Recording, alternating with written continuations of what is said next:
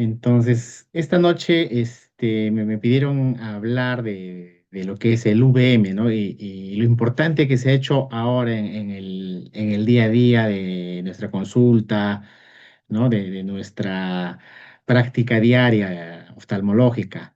Entonces, hablar del VM, pues es un método que no es nuevo, es un método ya que tiene buenos años.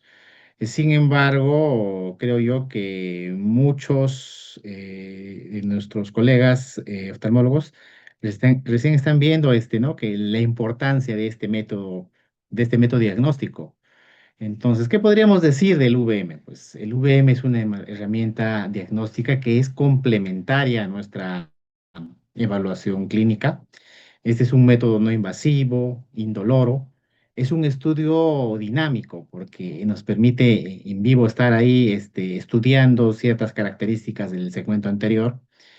Nos va a permitir también hacer un estudio de localización, tamaño y densidad de determinadas estructuras o lesiones que queremos evaluar. Y es ideal en medios opacos o medios transparentes. A la fecha, pues existen innumerables plataformas, cada una depende mejor que la otra, no solamente en calidad de imagen, sino también en costos, que es lo que ahora también tenemos que evaluar, ¿no? Pero tenemos, creo, a la disposición diferentes plataformas, ¿no? Eso es lo bueno, creo que ahora está más al alcance del oftalmólogo. En relación a las ondas de evaluación, pues tenemos ondas desde 25 MHz hasta los 50 MHz. ¿En qué radica la diferencia de esas? Es que a menor frecuencia, mayor penetración, y a mayor frecuencia, menor penetración. Entonces, con la sonda de 50 MHz, por ejemplo, yo voy a obtener imágenes mucho más detalladas, de una resolución muy buena. Sin embargo, la penetración de esta es poco profunda, ¿no? En relación a por ejemplo, una sonda de 25 MHz.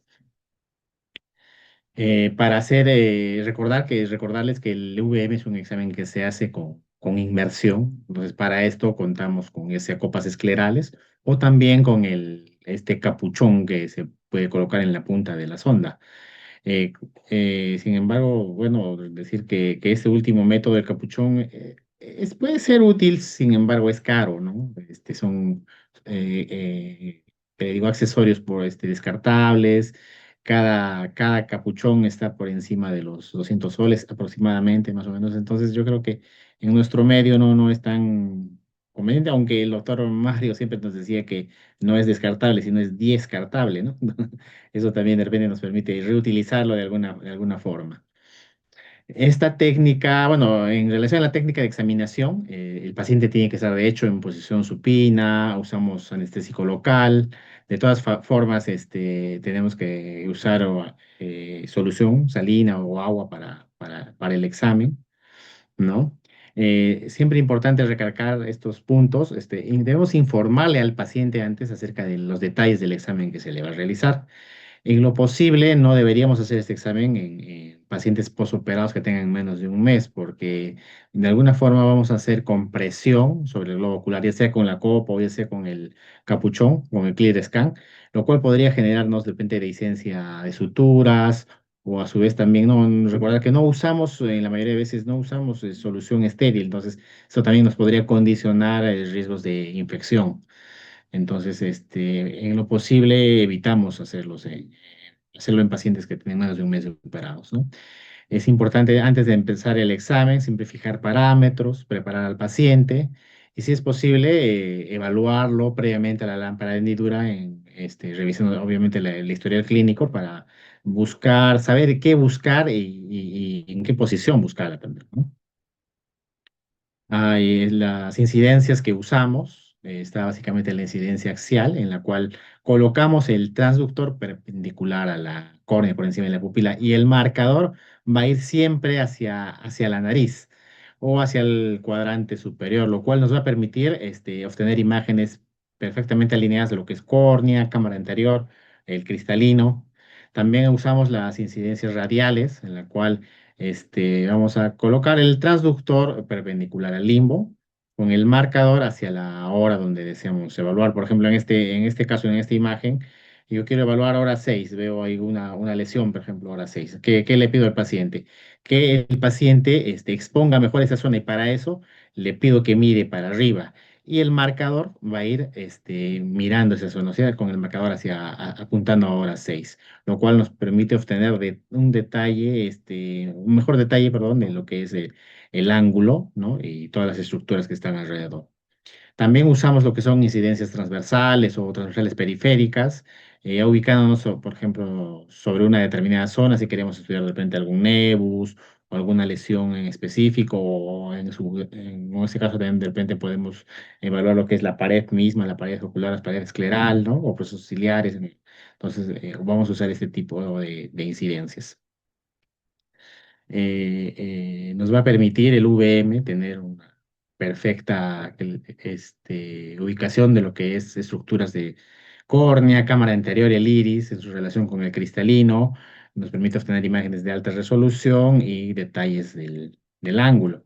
Entonces, ¿cuándo vamos a solicitar un VM o en qué situaciones los podemos pedir? Por ejemplo, en casos de glaucoma, uveitis, en casos de trauma cuando tenemos medios opacos previos a una cirugía para ver la posición del lente intraocular, tumores, procesos inflamatorios, entre otros. En este caso, en glaucoma, por ejemplo, este glaucoma de ángulo cerrado con bloqueo pupilar. El paciente puede presentar edema, un abombamiento del iris. Entonces, lo que queremos es ver la relación de las estructuras que están por detrás del iris. En este caso, en esta primera imagen, observamos que hay sinequias posteriores, hay un incremento en la opacidad corticonuclear del cristalino, lo cual nos genera, aparte de la sinequia, nos va a generar lo que es el bloqueo pupilar, ¿no? En esta otra imagen vemos perfectamente también lo que es la cinequis. Y ya para ver lo que es, por ejemplo, las características del ángulo, un iris plató, ¿qué buscamos en el VM cuando evaluamos pacientes con sospecha de iris plató? ¿No? Lo que tenemos que encontrar básicamente es al menos en dos cuadrantes, lo que es la anteriorización del cuerpo ciliar y de la raíz del iris. Vamos a observar a su vez también un iris plano con una cámara anterior profundidad casi normal. Va a haber colapso del surco ciliar y con contacto iridoangular, ¿no? Lo que nos genera el cierre angular. En el glaucoma facomórfico, ¿qué observamos? Observamos, por ejemplo, un incremento de lo que es de un abombamiento o un iris, perdón, un cristalino grande, lo cual genera que haya un desplazamiento del diafragma herido cristaliniano hacia adelante, lo que va a ir estrechando los ángulos. ¿No? Para esto es importante también el concepto de lo que es el bol del cristalino. ¿Y qué es el bol del cristalino? Porque el bol del cristalino no es otra cosa que la medida que se va a hacer entre lo que es, primero vamos a trazar la línea celeste, por ejemplo, trazamos una línea de lo que es del espolón al espolón y perpendicular a esta vamos a trazar dos líneas. La primera línea que va de espolón a espolón a lo que es cápsula anterior y la segunda línea de espolón a espolón a lo que es la cara posterior de la córnea. Si nosotros vemos que la primera distancia, que es del espolón espolón a la cápsula anterior, es más de un tercio de lo que es la distancia del espolón espolón a la cara endotelial de la córnea, hablamos de un componente, un factor facomórfico, ¿no? Pero ¿cómo vamos a identificar? Siempre me preguntan, ¿no? Pero ¿cómo identifico el espolón escleral? Puede ser un poquito fastidioso, digamos, no difícil, pero un poquito a veces complicado. Entonces, tenemos que idear algunas, que les digo, algunos tips para esto, ¿no? Por ejemplo, lo que hacemos generalmente es trazamos una línea que va, recorre la cara endotelial de la córnea y a su vez también trazamos otra línea que va por lo que es el reborde de la esclera. La intersección de estas dos líneas, a nivel de esa intersección encontramos generalmente el espolón escleral. Un tip también que la doctora Gabriela Quesada en un momento me dijo es que si a veces no se nota tan bien o no por la imagen, a veces el paciente no colabora mucho. Entonces otra cosa que podríamos tener en cuenta es, por ejemplo, que puede encontrarse el espolón escleral por encima de lo que es la raíz ¿no? del iris, por la cara posterior del iris, donde empieza. Ahí sí, más o menos vemos por encima de esta también podría encontrarse el espolón escleral. Es otro, ¿no? Otro tipo, otra ayuda que nos podría servir en su momento para identificar el espolón.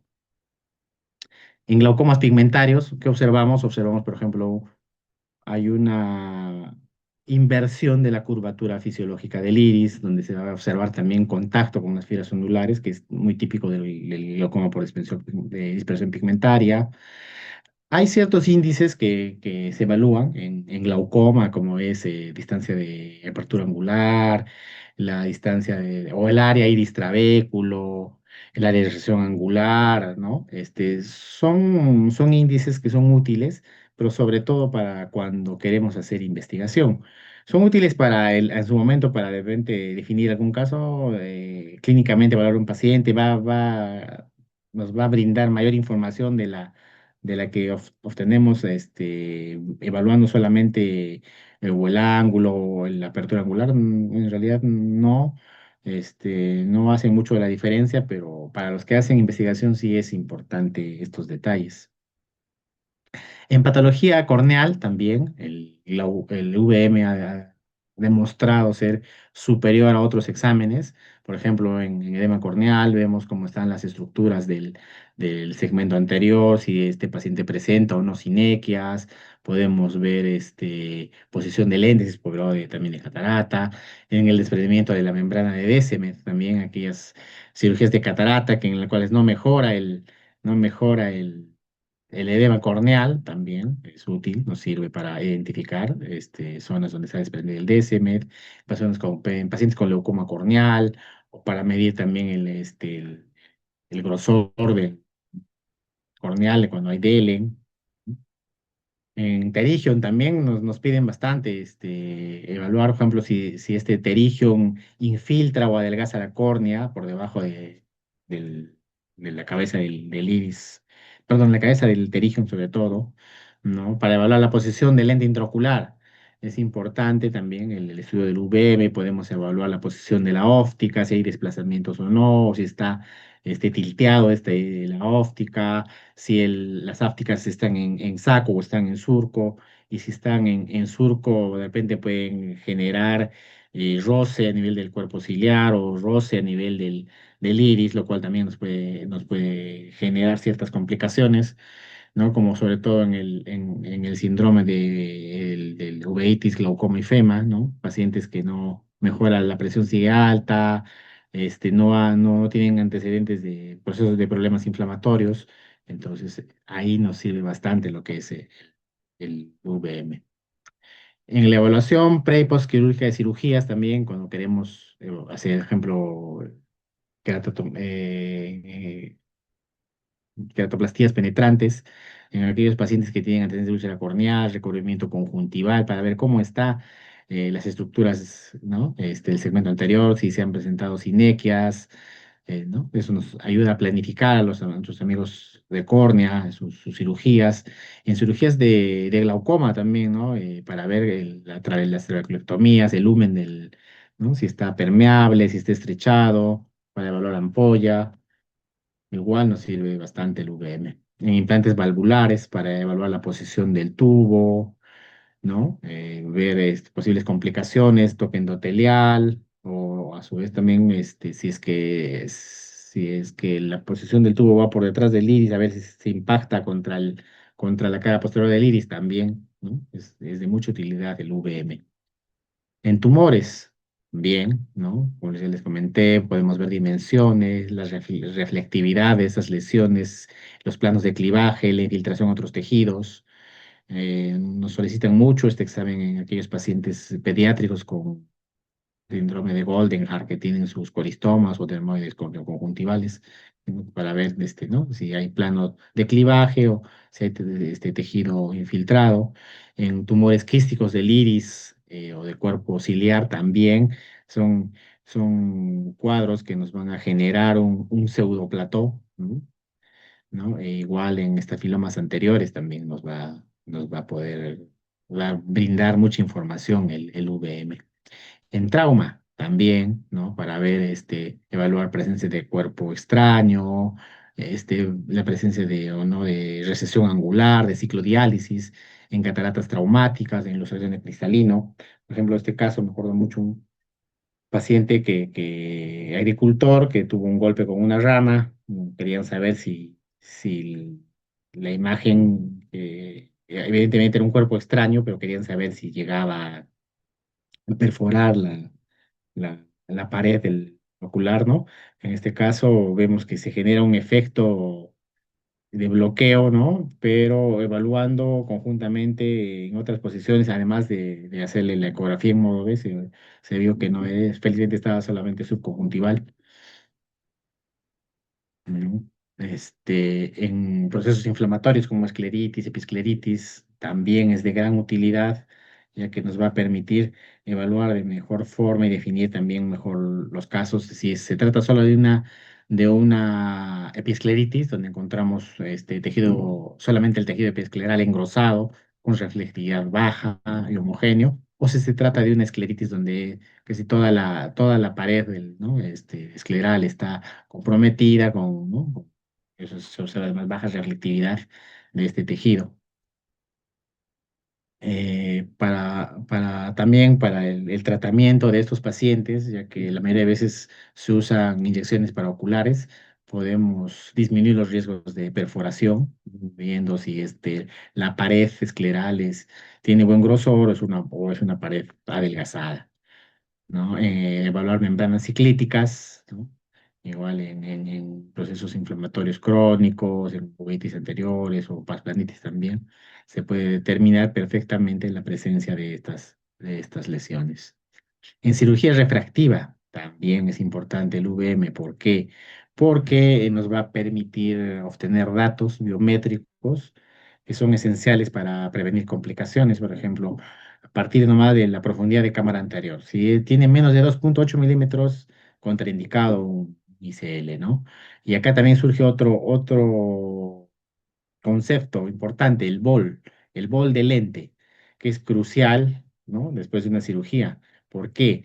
Porque si el bol es de ¿qué le digo? El valor que obtenemos de este bol es excesivo, nos va a permitir determinar que quizás pueda haber un contacto mecánico entre el iris y el lente, lo cual va a generar dispersión pigmentaria, atrofia de iris y glaucoma secundario. Y a su vez también si este valor del bol del lente es disminuido, ¿no? Nos puede llevar a que el paciente de repente tenga un contacto mecánico entre el cristalino y el lente, lo que va a generar cataratas subcapsulares. Lo óptimo es que este valor del bol del lente esté entre 250 y 750 micras, ¿no? Si no está dentro de estos valores, ya hay el gran riesgo de que puedan presentarse algunas complicaciones. Por ejemplo, en este caso, este paciente, el bol que se le midió era superior a las 800 micras, entonces ya nos habla de un contacto, ¿no? Del lente que genera un roce mayor del cara posterior del iris. Este paciente presentaba cuadros hipertensivos, entonces al final se le tuvo que retirar el lente. Existen múltiples estudios también, ¿no? Donde se ha llegado a determinar, por ejemplo, que el valor que se obtiene con VM de la medida del surco-surco es superior a la medida que se usa o que se usaba de repente antes con el white-white, ¿no? En el cual se vio que había un menor proporción o porcentaje de complicaciones usando la medida del surco-surco. En opacidad corneal congénita, igual, es de gran utilidad el VM, ya que, por ejemplo, nos vamos a enfrentar a determinadas situaciones. Una opacidad corneal congénita de este tipo, lo cual de repente le hacemos el VM, vemos que solamente hay un engrosamiento difuso del tejido corneal, pero se respeta lo que es la cámara anterior, no se respeta lo que es el iris, ¿no? En contraparte a este otro paciente, en la cual hay prácticamente un remanente iridiano, no se conserva la anatomía del segmento anterior. Y este otro paciente también, en el cual, por ejemplo, ya hay un cristalino rudimentario, con ya este tejido iridiano atrófico, todo sinequeado a la cara endotelial de la córnea. en catarata congénita igual, de gran utilidad, porque al evaluar la lámpara de hendidura lo único que vemos es una opacidad cristaliniana, pero no sabemos cómo está el cristalino y el UVM nos sirve porque en este caso, por ejemplo, este paciente presentaba como un cristalino reabsorbido con placa, ¿no? Y en contraparte el otro ojo presentaba, ¿no? Hasta calcificaciones dentro del cristalinianas, o sea, era un cristalino más grueso, con más zonas de fibrosis, ¿no? Totalmente diferentes, para ser el mismo paciente, diferentes las características del cristalino, ¿no?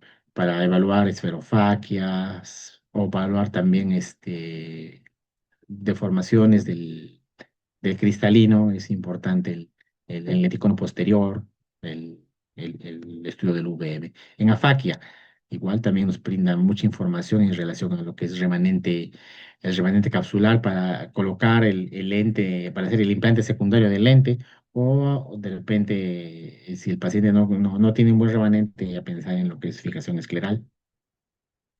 Entonces, qué podríamos decir o concluir con el VM? Pues que ese es un método útil, como les he dicho, no invasivo, es reproducible, se puede hacer varias veces sin ningún riesgo, que nos permite evaluar características morfológicas y biométricas del segmento anterior, ¿no? Y que va a tener siempre ventaja sobre lo que es el OCT del segmento anterior y lo que es estudio del Scheimpflug, ¿no?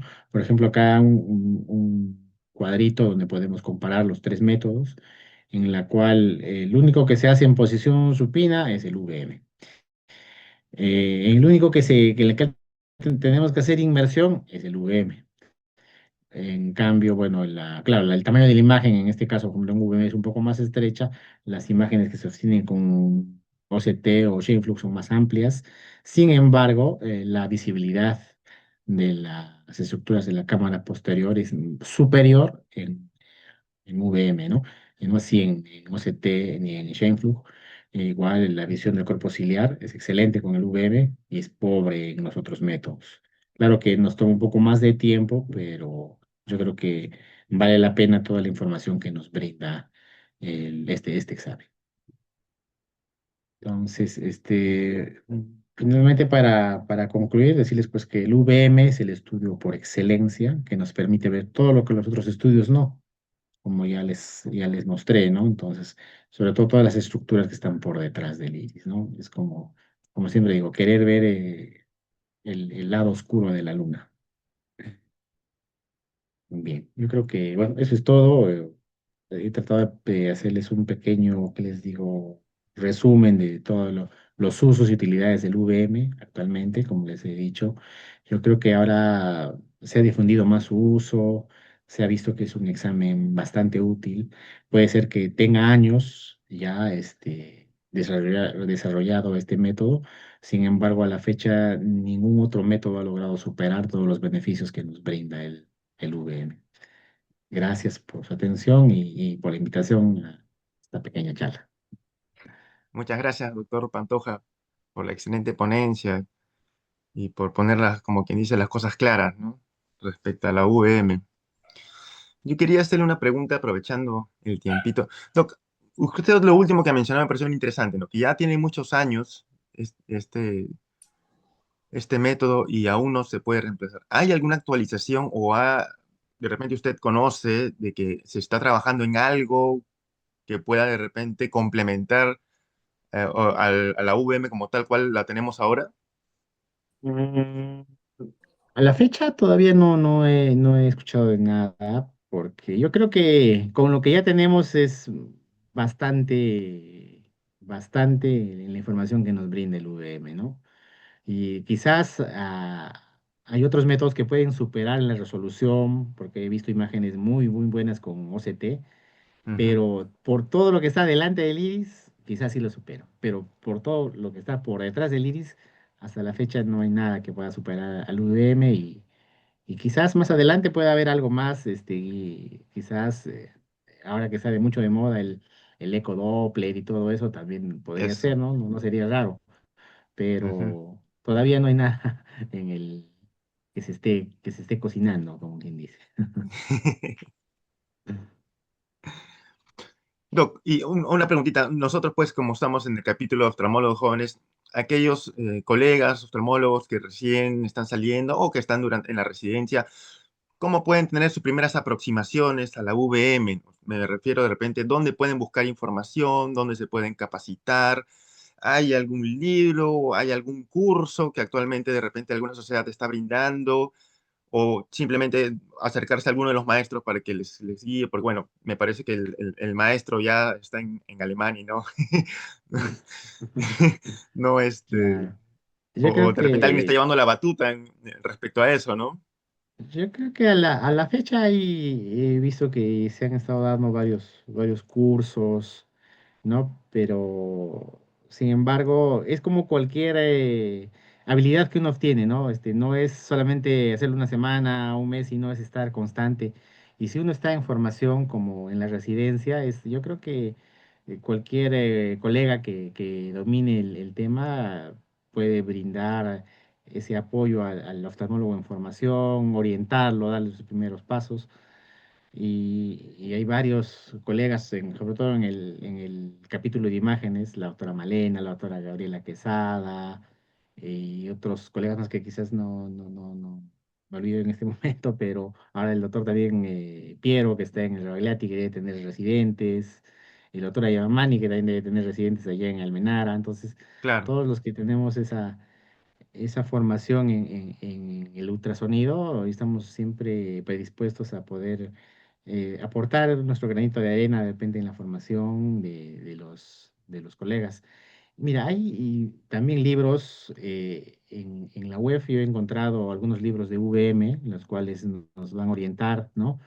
De alguna manera nos pueden llevar al paso, ¿no? A los primeros pasos, pero la práctica es lo que manda siempre, claro. por lo que yo veo siempre, sobre todo en los colegas residentes que llegan al INO, por ejemplo, que rotan con nosotros.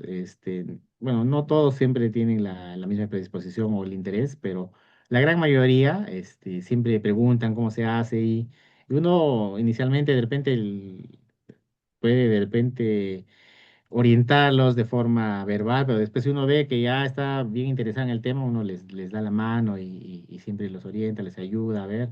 Yo me acuerdo que en el INO también hemos capacitado a algunos colegas. Cuando estuve allá en Almenara también, Sí, claro que sí. hemos tratado de siempre dejar nuestro pequeño aporte ¿no? En el VM, no solo VM, sino también en ecografía, pero yo creo que también es eso, ¿no? El interés que muestra el residente o el colega de formación.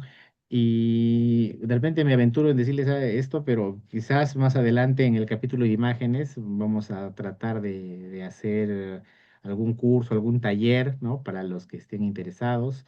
Eso todavía vamos a conversarlo con el doctor Mario, que es el presidente del capítulo, la doctora Malena, la Claro. doctora Gabriela, ¿no? Para ver, para que se puedan entrenar, ¿no? Yo sé que a veces lo complicado es el conseguir el paciente, porque Es, uno de, bueno, alguna vez escuché, no, nos hacemos entre nosotros, pero puede ser una, dos veces, pero al final duele, ¿no? Entonces lo que nosotros habíamos pensado es buscar de repente alguna situación, por ejemplo, alguna vez se lo planteé a un colega, hacer ejemplo, así como practicamos en ojos de chancho para las cataratas, de claro. repente, ¿no? Hacer en ojos de chancho. Eso lo estamos madurando todavía, pero yo creo que más adelante, de repente se dan algunas sorpresas en el capítulo de imágenes, así que vamos a ver qué sale más Eso va a adelante. ser muy bueno, doctor, ¿eh? Eso va a ser muy bueno porque justo lo que le comentaba, ¿no? A veces el residente de segundo o tercer año que esté interesado y de repente, por ejemplo, en su sede no hay un apartado de imágenes, no tiene la facilidad, entonces este curso de repente podría ser de gran ayuda, ¿no? Yo Aprovechando, creo que Doc, sí. acá hay algunas preguntitas en el chat. Por ejemplo, ¿no? Pablo Espinosa pregunta si nos podría comentar la utilidad de la VM en la visualización de la zónula. Sí, eh, sobre todo con la sonda de 50 MHz, podemos ver la mayoría de veces, no siempre, eso depende de varios factores, se puede visualizar la zónula. Sobre todo en aquellos casos de cataratas traumáticas o pacientes que tienen facodonesis, ¿no? Se puede ver Ujú, una disminución cantidad de fibras zonulares. Sí, sí es posible, el UVM es importante y nos ayuda bastante en este detalle. Ah, perfecto. Doc, acá César Montes nos pregunta si es que hay algunos parámetros a tomar en cuenta para saber que estamos frente a una buena imagen. Mira, hay en la pantalla, bueno, ahorita no tengo, sobre todo con el equipo de aviso, el de Ujú, Guantel, se sí. puede ver dos líneas verdes paralelas en la pantalla. Entonces, lo ideal, la mejor calidad de imagen es cuando centramos la zona, ¿no? La zona que queremos evaluar entre esas dos líneas verdes, ¿no? Ya sea, para eso es cuestión, como siempre les digo a los residentes, todo es cuestión de muñeca, ¿no? Es mover un poquito, centrar, al paciente también pedirle que centre un poco, que mueva, que no se mueva mucho, son movimientos así bien finitos del ojo del paciente para poder tener nuestra mejor calidad de imagen. Pero como se van a dar cuenta, el que empieza o el que empieza a hacer el VM es, es poner un poquito más adentro, sacar, jugar un poco con la muñeca para tener mejor calidad de imagen. Es básicamente eso. Ujú. Doctor, también nos preguntan si hay alguna diferencia en la toma de imagen usando la copita o el capuchón, ¿no? El clear scan se refiere. Ah, ya, ya. La verdad no hay mucha diferencia, salvo en algunos casos en los cuales con el capuchón puede presentarse un poquito de artefactos, ¿no? Porque ya sea por el material mismo del capuchón.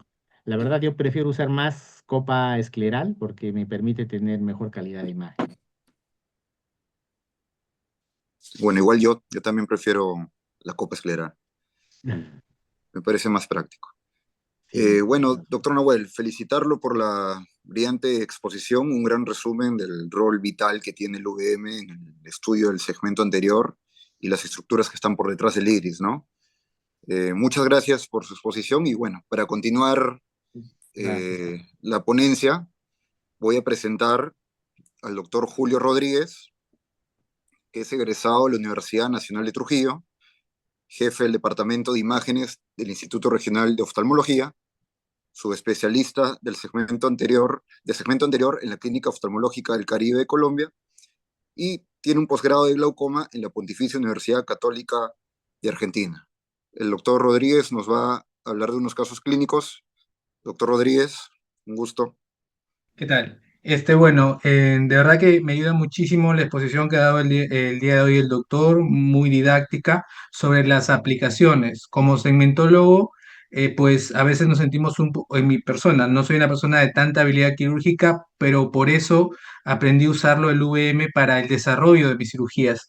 Todos sabemos que a veces no solamente es catarata y algo más cuando estamos en el intraoperatorio. Pero ¿cómo prevenir eso? ¿Cómo poder planificar mi cirugía? ¿Cómo poder tener el mayor éxito si es que yo de por sí voy ya esquematizado qué es lo que voy a hacer frente a uno u otro evento de una cirugía que tiene algún grado de dificultad? Entonces es por eso que, como ya dijo el doctor, ¿no? Todo es hacer la muñeca, practicar, practicar y practicar, pero también mucho depende de observar. ¿No? Incluso cuando está tu asistente haciendo un VM y tú estás atrás mirando y empiezas a ver cómo poner la muñeca, empiezas a encontrar ciertos parámetros en las imágenes, pues eso te ayuda bastante. Entonces, cuando tenemos cataratas donde solamente ya no es necesaria la facodinamia, te hace el caso de que hay presencia de vitrio, si hay compromiso sonular, como creo que vi una pregunta ahí. Entonces, es el VM, creo, una herramienta muy importante. ¿Por qué? Porque, por ejemplo, yo he traído acá una serie de casos, ¿bien? Entonces lo que quiero ver que este era un paciente pediátrico de 27 años de edad, no era tan pediátrico, ya disculpen. Y lo que pueden ver acá es de que esta imagen es tomada con el Sonomet.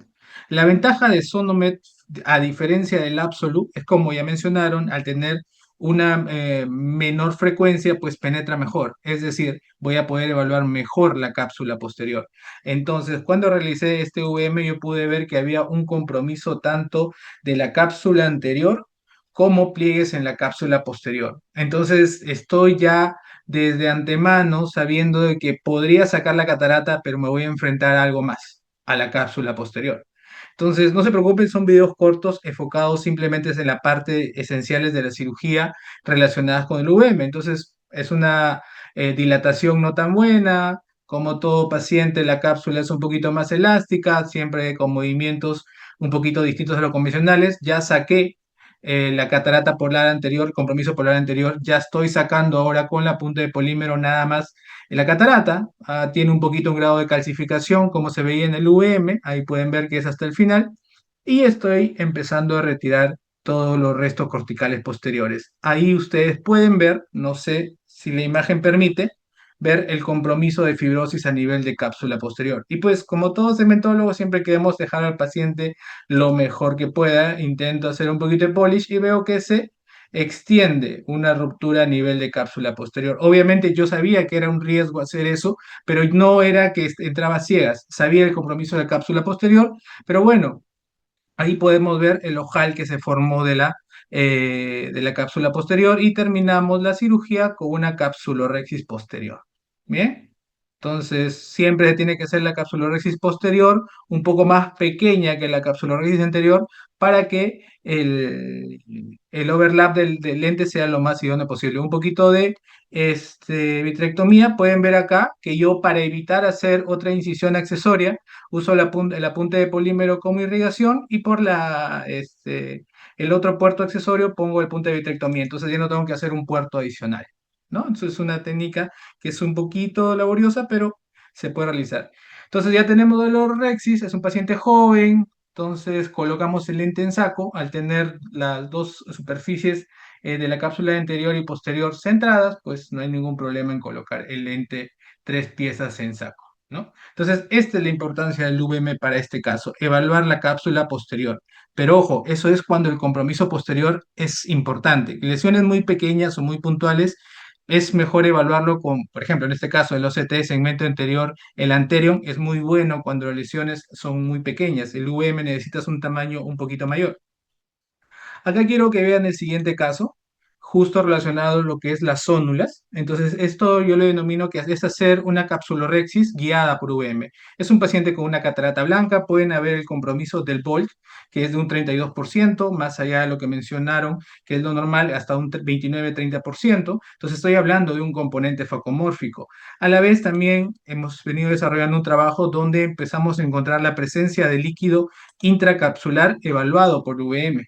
Entonces, de esa manera yo sé que hacer una punción aspiración es lo correcto, porque estoy evidenciando la presencia de líquido intracapsular. Bien, entonces hago el primer paso, que es aspirar un poquito de líquido intracapsular para tener una mejor cámara. Luego amplío con un poquito más del visco que ustedes consideren que es mejor, un dispersivo, un 3%. Y cuando estoy haciendo la capsulorhexis, obviamente luego le hago cortes longitudinales en el VM. Entonces yo ya sabía que acá, en esta zona, la última zona de ataque, yo iba a presentar pliegues capsulares. ¿Por qué? Porque había ausencia de zónulas postecuatoriales.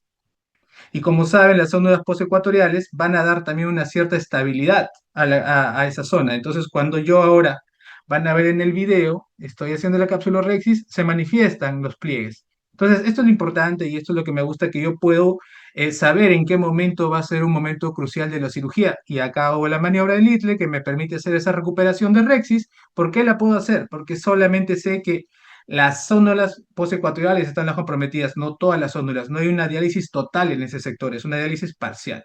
Y después la técnica quirúrgica que ustedes mejor consideren. Si les gusta hacer una cirugía, un M6, está muy bien. Si prefieren hacer una FACO, está también. Es la cirugía donde ustedes mejor se sientan cómodos, ¿no? No todo es FACO, no todo es FACO, definitivamente. Entonces, en un paciente con pseudofoliación, donde la rexis tuvo a descentrarse un poquito, siempre es mejor un lente intraocular 3 piezas. ¿Bien? Entonces, en lo importante es acá que yo pude prevenir dónde posiblemente se me iba a desgarrar la rexis. Y de esa manera saber que, como es una diálisis parcial, podía yo hacer la maniobra de Little. Entonces, una pregunta, doctores. Hasta el momento acá el video está corriendo bien. Sí, doc, está corriendo muy bien. Muchas gracias. Entonces, acá tenemos otro caso.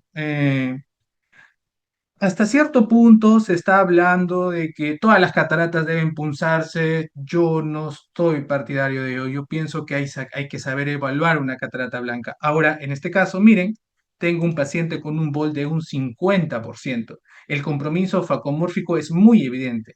la profundidad de cámara anterior interna es de 1,61.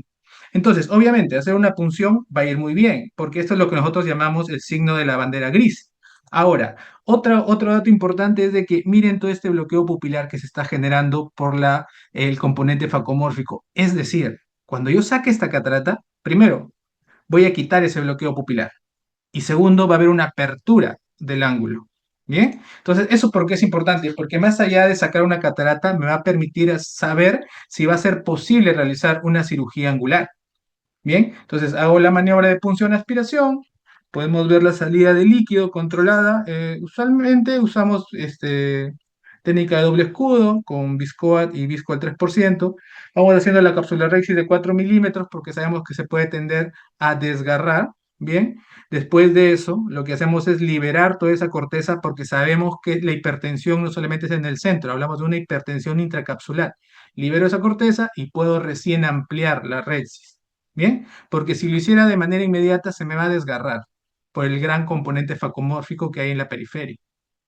Entonces acá aumentamos la Rexis y yo creo que ya es posible. No hice un FacoChop en este caso por la pseudofoliación del paciente y el agrado de catarata. Un surco tampoco nunca es una mala idea. Y luego con la técnica convencional de facomultificación que ustedes quieren, burst, pulsado, continuo, eso ya es a criterio médico. Y siempre obviamente la protección endotelial. Entonces yo ya sabía que una vez sacada la catarata yo podía optar por realizarle una cirugía angular. ¿Por qué? Porque definitivamente ese componente focomórfico lo voy a quitar. Entonces, luego, después de colocar el lente, un lente de 3 piezas, obviamente, pueden ver esa apertura angular. ¿Bien? Entonces, incluso se puede ver la línea de Sao Paulesi, es un paciente con un glaucoma pseudofoliativo. Lo que sí, en la ecografía no había la presencia de una excavación marcada. Entonces, podría yo entender que hasta un 0,8 llegaría en el peor de los casos, ¿no? Entonces, por eso optamos por realizar una cirugía angular, en este caso con el Cahook Dual Blade, ¿bien? Mm, Esto es lo que me permite también el UM, planificar y saber qué otros procedimientos más puedo hacer.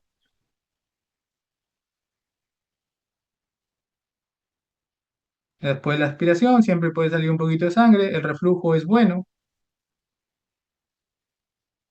Y esto es lo que nosotros logramos, ¿no? De pasar, de yo saber de que va a haber una apertura angular y esa liberación o toda la remoción de la cara interna del canal de Schlein, lo que va a generar en el paciente es un mayor control de la presión intraocular y sobre todo darle tiempo, porque si bien es cierto, podría tratarse de un glaucoma moderado que puede ir a tender al avanzado, al menos le doy tiempo de vida para que después los glaucomatólogos le pongan su válvula o lo hagan su trabeculectomía o el PNP o demás, lo que ellos ya consideren, ¿no? Entonces, lo que nosotros logramos con la cirugía angular previamente planificada por UM. Entonces, yo creo que también muchos de ustedes han escuchado, me incluyo, decir de que la maniobra de punción-aspiración, sí, a todas, no, eso no es correcto, ¿no? Ya tenemos mucha tecnología de la mano, entonces simplemente pensar en empirismo no es lo correcto, todo debe ser con medicina basada en evidencia. La experiencia es muy importante, pero siempre la ciencia es lo primero. Entonces, acá quiero que yo vean dos cosas. Número uno, el contenido intracapsular es muy homogéneo. Bien, prácticamente es como si fuese todo el signo de la banda gris en el ojito. O sea, hablo de netamente contenido líquido. Ok, número uno. Número dos, ¿por qué es importante el UM? Miren a ambos lados, hay presencia de quistes en el cuerpo ciliar. Es decir, hay dos razones por qué no puedo fallar. Número uno, es un paciente joven, menos de 30 años. Número dos, si presentara un RCP y lo pongo el lente en el surco, probablemente me desarrolle un síndrome de UGH porque no, porque va a generar un cierto colapso en ese surco y el lente va a generar irritación, inflamación, uveitis, ifema e hipertensión ocular. Entonces, sabiendo ya todas esas cosas, no es que tenga más temor, simplemente debo ir más preparado y debo hacer pasos mucho más seguros. Ahora, quiero que vean acá que el BOL que presenta el paciente es apenas de un 14%. No hablo de un componente facomórfico y menos aún de una hipertensión intraocular, perdón, intracapsular. Simplemente hablo de una catarata blanca licuefactada. Entonces, por eso no hago ninguna maniobra de aspiración. Estoy haciendo la cápsula Rexis. La ventaja es que yo opero en el sistema de visualización 3D de Alcon, el Ingenuity. Entonces, así vaya saliendo líquido, aún tengo buena visualización. voy haciendo la rexis de tamaño que considero puedo ir ampliando. Estas rexis siempre van a tender a correrse. ¿Por qué? Porque esa unión que había de la cápsula a la corteza se pierde, ya que todo es liquefactado. Es decir, ya los hemiosmosomas prácticamente ya no están a ese nivel. Entonces pueden ir viendo cómo voy haciendo la capsuloresis. En ningún momento se me tiende a desgarrar hacia la periferia. Hay un menor control de las esperadas, pero se puede realizar. Ahora lo que quiero que vean y vamos a corroborar con el hallazgo del VM, que simplemente con una cánula voy lavando y todo el contenido intracapsular se va a retirar. ¿Bien? Entonces no necesité colocar una punta de polímero, ni menos faco. Bien, evitamos gastar insumos como poner el tip del punte faco y demás, ¿no? Después sí usamos un poquito de polish porque es un paciente joven, ¿no? Y bueno, como paciente joven, miope, se coloca un lentes 3 piezas. Entonces, esa es otra ventaja de la utilidad del UM en las cirugías de catarata. Ahora, hablando ya también de lo que es en pacientes con trauma, si bien es cierto, un trauma abierto no se debería hacer un VM, pero a veces el paciente viene diferido una semana después y todo lo que uno considere. Entonces, lo que yo quiero que vean acá inicialmente es esa hiperemia conjuntival marcada, bueno, el proceso inflamatorio y la presión que está generando. Entonces, uno pensaría, si es un trauma ocular que fue abierto, ya se autoselló, ¿por qué la presión está alta, está en 32? Entonces realizamos el VM. Como yo quiero ver la integridad de la cápsula posterior, opto por hacerlo con Sonomet. Entonces lo que primero puedo ver es que se está generando un bloqueo pupilar y que también hay una ruptura de la cápsula anterior. Ahí lo pueden ver. Bien, y esto se está pegando sobre un borde del iris. Entonces, ese bloqueo pupilar, por toda esa inflamación que se está generando en el borde pupilar, es lo que me está generando esa hipertensión ocular. Entonces, nuevamente, es una cirugía que yo sé que la cápsula posterior no está comprometida. Entonces, tengo que trabajar con presiones más bajas de lo habitual para evitar ese desgarro de la cápsula anterior que ya presenta y poder colocar el lente en sarco. Entonces, uno va liberando esas inequias, con cierta delicadeza y después vamos a realizar la creación de un nuevo flap, ¿no? Entonces acá otra vez recordar que ya está descrito cómo se debe realizar una capsulorhexis, porque va a llegar un momento como el que estamos evaluando ahora, que estamos cerca de una cineca y simplemente tengo que hacer el movimiento de memoria. ¿Bien? Y ahora, otra vez, voy a ir a esta zona y otra vez un movimiento de memoria. No es que soy temerario, es que estoy haciendo los movimientos correctos. Y si se desgarra, es que no había otra forma de evitarlo, más que de repente con una tijera y lo demás. Pero cortando también que quitamos el borde que debe ser de lo más central y circular para una correcta posición del índice intraocular. Miren acá cómo voy yo reabsorbiendo y quiero que vean cómo la conjuntiva del inicio fue bien roja, ahora está disminuyendo, ¿no? Es por eso que la presión intraocular está disminuyendo, el proceso ya no está en un proceso hipertensivo. Entonces ahora vamos a colocar el lente intraocular, pues, en saco, ¿no? ¿Por qué? Porque el desgarro que presentó, la ruptura que presentó por el trauma no llegó hasta la periferia. Pero previamente voy a ampliar un poquito esa cápsula rexis para poder colocar ese lente intraocular sin complicaciones y que no me pueda desgarrar.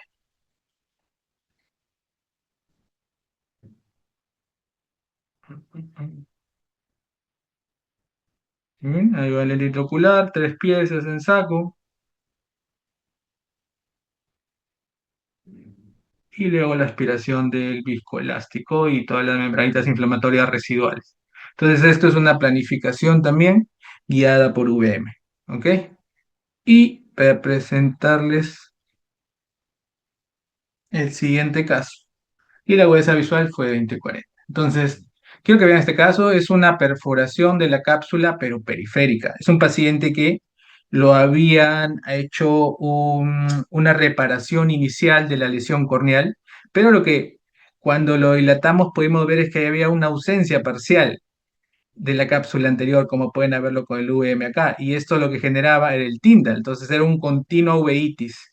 Entonces, ¿cómo podía tener un riesgo de ruptura? Coloqué un trocar para si frente a cualquier complicación tener la opción de colocar el vitrector por par plana. Entonces, colocamos el azul de Tripam con viscoelástico para evitar que ese azul se me vaya a cavidad vítrea y perder el reflejo rojo.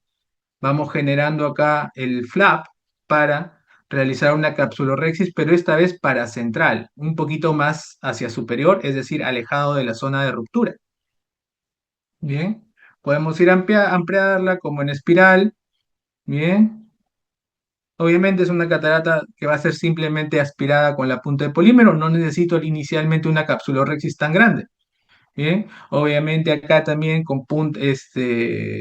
la altura de la botella no debe ser muy alta, 20, 25, 30, porque podría aumentar ese desgarro en la periferia o esa ausencia de cápsula en periferia. Entonces colocamos viscoelástico para evitar que el cambio de presiones altere eso. Podemos ver que hay una zona de pliegues con fibrosis capsular.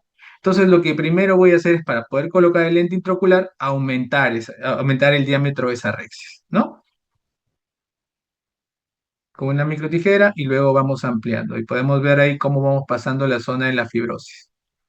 Entonces ya una vez que tenemos un diámetro, creo que fue 5 milímetros, tampoco no creo que sea más, vamos a proceder a colocar el lente intraocular en saco. Pero las ápticas, ¿cómo deben estar? Horizontales, para evitar que una áptica se meta por esa zona y haga algún tipo de toque a nivel de paz plana o la cerrata. Bien, y la presencia de corteza que hay en esa zona, con una aguja, una aspiración mecánica, podemos ir realizándola. ¿Por qué? Porque tenemos el lente que me está aguantando la cápsula posterior. Bien, entonces obviamente tenemos una corectopia, secundaria el trauma, entonces ¿qué podemos optar por hacer? Una pupiloplastia. La técnica que se puede hacer en este caso es la técnica de Agarwal, porque creí que con un punto es más que suficiente, ¿no? Recordar que tampoco puedo dejar una pupila muy pequeñita porque después el retinólogo tiene que ver la retina periférica, si necesita láser o algún procedimiento adicional. ¿Bien? Entonces, el fin de estos 6 casos que les he presentado del punto de vista de un segmentólogo que hace VM y que hace imágenes desde que esta tecnología cada vez le estamos usando más. Es una herramienta que nos permite tener menos sorpresas en el intraoperatorio y nos permite planificar mejor nuestros resultados. Bien, es de pasar de un paciente que es PL a un paciente que es 20/30 o 20/40, no recuerdo en este momento.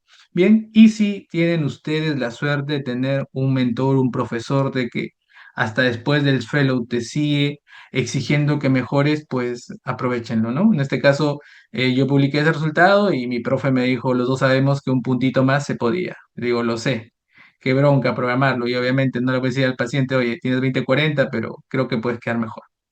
Entonces, lo que le he mostrado el día de hoy es la cirugía guiada por VM en estos 5 eventos, ¿no? Compromiso de cápsula anterior y posterior, evaluación del complejo sonular, presencia si hay o no de vitrio, catarata blanca de riego de bandera argentina, la evaluación de una posibilidad de cirugía angular, la planificación de catarata traumática. Pero hay mucho más en lo que nosotros estamos trabajando en el Instituto Regional de Oftalmología, como es líos luxados a cámara anterior, cavidad vítrea, evaluación de soporte capsular en las afaquias. No todas las afaquias terminan en Yamanes. Si hay un buen soporte capsular, en el surco pueden quedar muy bien, ¿no? La evaluación de vitrio anterior en pseudofaquia, resolución de complicaciones de córnea. Hemos tenido casos que por VM hemos planificado desprendimiento de DSM totales, resolución de complicaciones de glaucoma en la ciclodiálisis. Entonces, poder decirle al glaucomatólogo, oye, tienes que repasar en esta zona. Y algo que estamos trabajando es de que, no sé si les ha pasado que cuando hacen el cálculo de una catarata muy avanzada, donde es por inmersión, hay sorpresa refractiva. Y lo que pasa es de que los biómetros por inmersión a veces no detectan muy bien cuándo empieza la cápsula anterior. Y me hace una profundidad de cámara que no es muy precisa. Entonces, lo que nosotros estamos haciendo es de que, unida a la biometría de inmersión, modifico los parámetros de cámara anterior y grosor del cristalino guiados por VM. Y con eso creo que estamos obteniendo mejores resultados. Estos casos creo que ya no me da para presentarlos. En fin, esto es mis 2 cuentas que yo manejo, donde subo videos y por el otro lado imágenes. Y muchas gracias por su atención, por su atención. Muchas gracias, doctor Rodríguez, por la brillante exposición, ¿no? Muy didáctica, poder ver cómo el VM pudo cambiar su conducta prequirúrgica, ¿no? Y las decisiones que tenía que hacer en el intraoperatorio, muy Ujú. interesante. Entonces, quizás usted, doctor, recomendaría quizás realizar un VM en el preoperatorio de rutina, en pacientes que tienen cataratas blancas, intumescentes o algún paciente que podría tener alguna complicación en el intraoperatorio, que sea de rutina. Sí, doctor. Por ejemplo, en el instituto estamos hace 2 años y medio y ya tenemos operadas 500 cataratas blancas, todas con VM. Hemos desarrollado una clasificación de cataratas blancas guiada por VM y de verdad que el riesgo de bandera argentina es mucho menor. Saber cuándo ya tengo que colocar un trocar desde antes de la cirugía.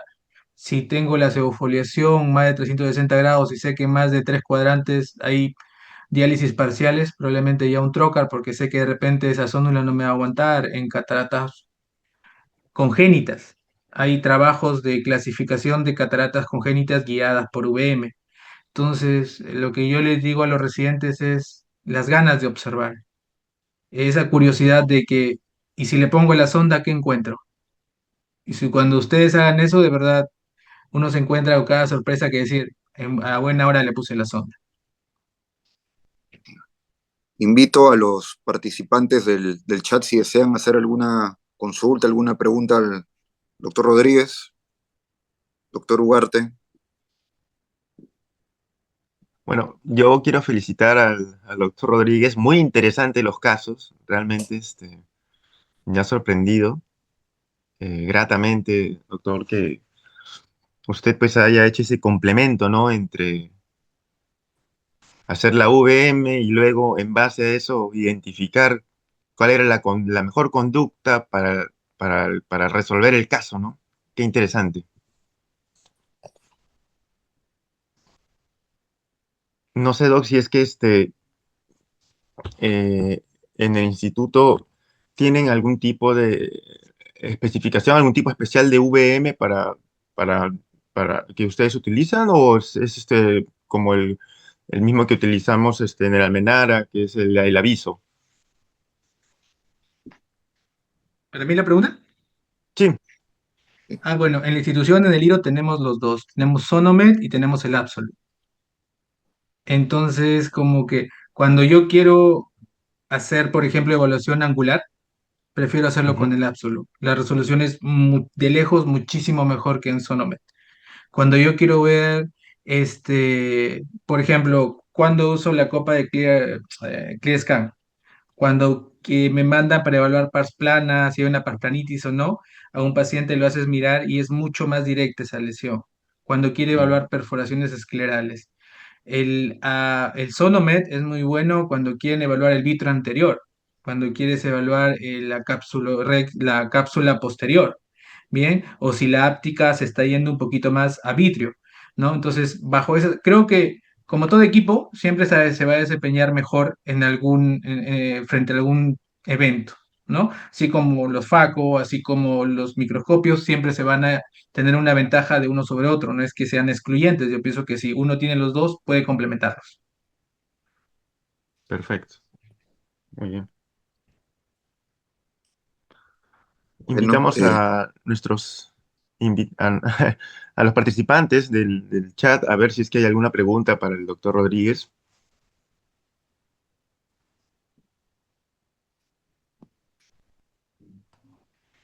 Parece que todos han quedado pasmados con sus videos, doctor.